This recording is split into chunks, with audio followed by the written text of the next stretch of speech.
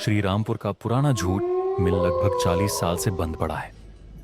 विशाल मिल परिसर में अब केवल झाड़ झंखाड़, ईंटों का मलबा और जंग लगे मशीनों के कंकाल बचे हैं।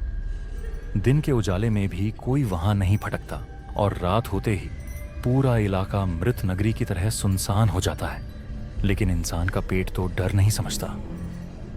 रघुनाथ घोष, एक मध्यम आयु का चौकीदार, हाल ही में नौकरी पर लगा है। उसे रात में इस झूठ मिल की रखवाली करनी है। एक प्रोमोटर कंपनी ने यह जगह खरीद ली है, इसे तोड़कर अपार्टमेंट बनाएगी। उससे पहले कोई लूटपाट या आग लगने का जोखिम ना हो, इसलिए रघुनाथ को मिल परिसर की निगरानी का जिम्मा सौंपा गया है। पहली रात शांति से बीत गई। मिल का अंदरूनी हिस्सा अंधेरा है, हवा में जंग और सड़े हुए झूठ की गंध है। रघुनाथ एक छोटे से कमरे में टॉर्च लेकर बैठता है, बीच बीच में टहलता है। कुछ नहीं हुआ, लेकिन तीसरी रात से अजीब घटनाएं शुरू हो गई। रात करीब 2:30 बजे अचानक उसे एक भारी मशीन के घूमने की आवाज सुनाई दी, जैसी मिल चलते समय होती थी। रघुनाथ चौंक पड़ा, टॉर्च हाथ में लेकर मिल के अंदर की ओर बढ़ा। उसकी नजर एक विशाल हॉल की ओर गई, जहां कभी विशाल मशीनें लगी थीं। उसी हॉल से आवाज आ रही थी। आंखें फाड़कर उसने देखा, एक मशीन जैसी छाया घूम रही थी और कई छाया मूर्तियां सिर झुकाए जैसे मशीन में झूठ डाल रही थी। कोई भी बात नहीं कर रहा था, बस उनके शरीर यंत्रवत हिल रहे थे। एक छाया का सिर गायब था, दूसरे के हाथ पर जमा हुआ खून। रघुनाथ पीछे हटने लगा, उसका गला सूख गया। अगले दिन सुबह गांव के बाजार में उसकी मुलाकात हुई एक बुजुर्ग से, समरेश दा। वे कभी इस झूठ मिल में हिसाब किताब रखते थे। सारी घटना बताते ही समरेश का चेहरा फीका पड़ गया। वे अभी भी काम कर रहे हैं रघु।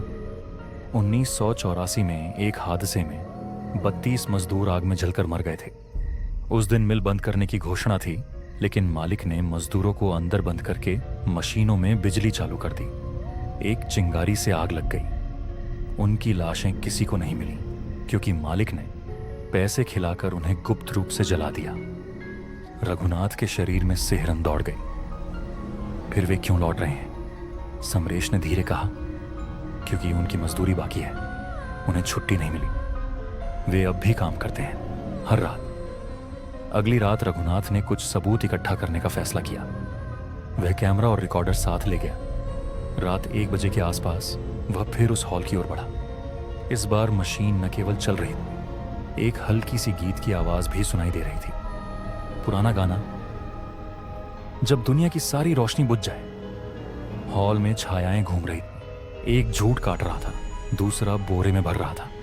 अचानक एक छाया ने उसकी ओर मुड़कर देखा। चेहरा मांसविहीन था, बस जली हुई हड्डियां। वह चेहरा धीरे धीरे साफ होने लगा। तू नया है? उसने कहा। उसकी आवाज लोहे की रगड़ जैसी थी। रघुनाथ कांपते हुए पीछे हटा, लेकिन दरवाजा बंद था। सभी आत्माएं एक साथ उसकी ओर बढ़ रही थी। रघुनाथ को लगा, उनकी आंखों में सवाल था। हम अभी भी काम कर रहे हैं, तू मजदूरी देने आया है? रघुनाथ को इसके बाद कुछ याद नहीं रहा। सुबह मिल का मैनेजर आया तो देखा रघुनाथ गायब था। छोटा केबिन ताला बंद था। उसकी मेज पर बस एक पुराना रजिस्टर खुला पड़ा था। पन्ने पर लाल स्याही से लिखा था, काम पर 33।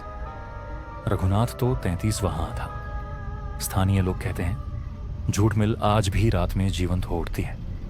मध्य रात्रि में दूर से दिखता है, रोशनी जलती है, मशीनें चलती हैं। कोई सिर झुकाए घूमता है, कोई झूठ के बोरों में काम करता है, और दूर कहीं पुराना गाना गूंजता है। जब दुनिया की सारी रोशनी बुझ जाए, श्री रामपुर की हवा में आज भी झूठ की गंध है। लेकिन कुछ रातों की हवा में एक अलग गंध आती है, जली हुई चमड़ी और पसीने की, और अधूरे काम की, निराशा की।